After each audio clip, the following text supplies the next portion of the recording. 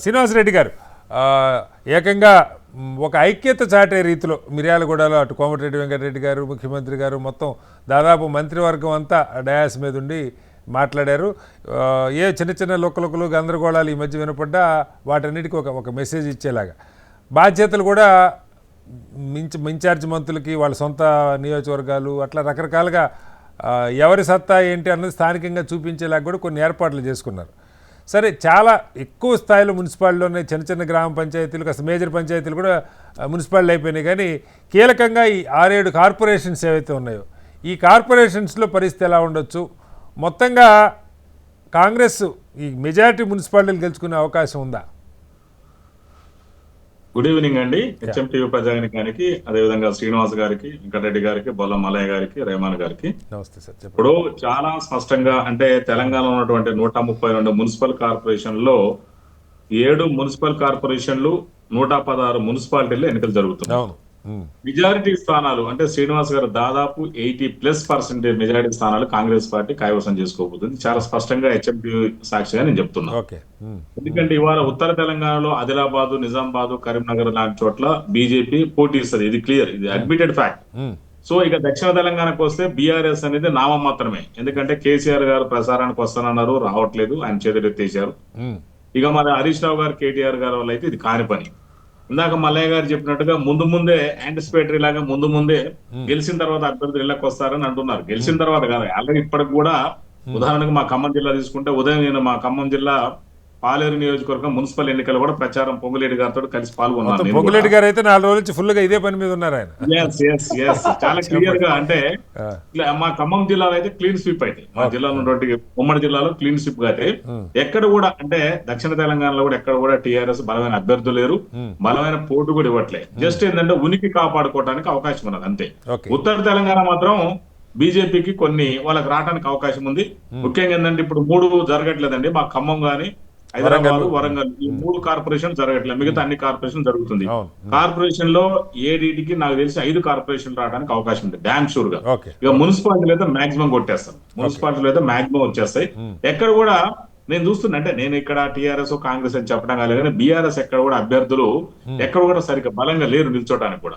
ఇవాళ కారణాలు కావచ్చు, ఇందాక మన రెహమాన్ గారు అన్నట్టుగా ఇప్పుడు వాళ్ళ కవిత గారు ఆ విధంగా స్ప్లిట్ అయి బయటకు వచ్చేసి వేరు కొంపడ పెట్టుకోవడం కావచ్చు. కేసీఆర్ గారి మీద మొన్నటినే సిట్టింగ్ కవిత గారి ప్రభావం, ఆవిడ కొన్ని చోట్ల వాళ్ళ పార్టీ నుంచి కూడా ఏదో ఫార్వర్డ్ బ్లాక్ గుర్తుతో పోటీ చేస్తున్నారు అన్నారు. ఓట్లు చీల్చగలుగుతారా కవిత గారు జాగృతి పేరుతో?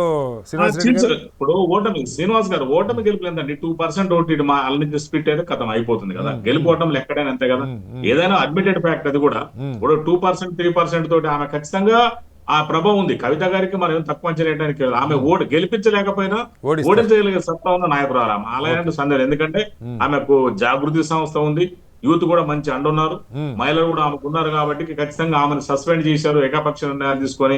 ఎలాంటి ఎక్స్ప్లెనేషన్ ఇవ్వడానికి కూడా అవకాశం లేకుండా ఆమెను బయటికి పంపించడం, మన నిర్దాక్షిణ్యంగా కేసీఆర్ గారు పంపించడం మనం చూసాం. సో ఇది ఖచ్చితంగా మున్సిపాలిటీల ఎన్నికల ప్రచారం ఖచ్చితంగా ప్రభావం పడుతుంది. ఇది ఇంకెక్కడంటే ఇక్కడ లోకల్ కూడా ఇవాళ కార్పొరేషన్లు కానీ మున్సిపాలిటీలు కానీ కాంగ్రెస్ పార్టీ సిటీలలో చాలా స్ట్రాంగ్ గా ఉంది, విలేజ్ల కంటే కూడా స్ట్రాంగ్ గా ఉంది. అలాంటి విలేజ్లలోనే మేము దగ్గర 200 వచ్చినాయి. సో ఇక్కడ ఏంటంటే 80% రావడానికి కూడా అవకాశం ఉంది. 80% లో కూడా ఇప్పుడు రేవంత్ రెడ్డి గారు మిర్యాలగూడలో చేశారు ప్రచారం. అంతకుముందు మా ఖమ్మంలో కూడా మరి పోయిన నెల 18వ తారీఖు నాటి చేస్తే కనివిని ఎరగని రీతిలో జనం వచ్చారు. అంటే వాలంటీర్ వచ్చారు వాళ్ళందరూ కూడా.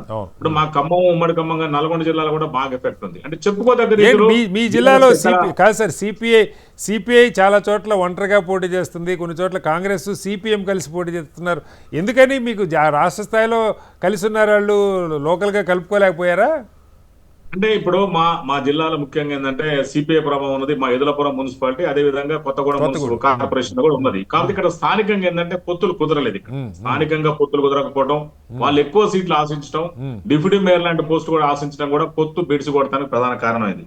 పొత్తు పెట్టుకోవాలని మా ప్రయత్నాలు చేశాం, కానీ వాళ్ళే మరి కామ్రేడ్లే వాళ్ళు చాలా ఇంట్రెస్ట్ గా ఉండకుండా ఎక్కువ అడగటం మొదలు పెట్టారు. అంటే కాంగ్రెస్ పార్టీ ఎట్లా గెలుస్తుంది కదా అని చెప్పేసి అడిగితే దానికాడ తేడా వచ్చింది తప్ప మేమే వదులుకోవాలని వదులుకోవాలి. వాళ్ళు కూడా చివరిదాకా కూడా వాళ్ళకి అవకాశం ఇచ్చాం.